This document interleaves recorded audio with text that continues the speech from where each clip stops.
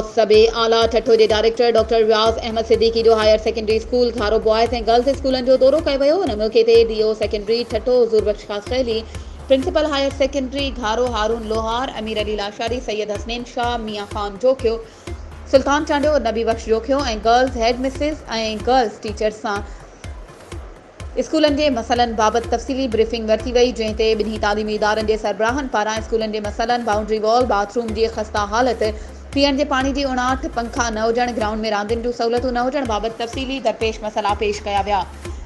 जंहिं मोहतसबे आला जे डायरेक्टर पेश कयल मसलन बाबत इंतज़ामिया खे यकीन ॾियारियो त ॿिन्ही तालीमी इदारनि में दरपेश मसलन के अवलियत जे बुनियाद ते हल करण जूं कोशिशूं वरतियूं वेंदियूं। आख़िर में ॿिन्ही स्कूलन में हलंदड़ तरक्याती कमनि जो जाइज़ो वठण बाद लाॻापियल इदारनि खे तरक्याती कम जल्द मुकम्मल करण जूं हिदायतूं पिण जारी कयूं वयूं। वधीक ख़बरुनि ऐं अपडेट्स जे लाइ असांजे चैनल खे सब्सक्राइब कयो ऐं हा, बेल आइकन खे प्रेस करण न विसारिजो त जीअं असांजी हर नई अचण वारी वीडियो तव्हां ताईं पहुची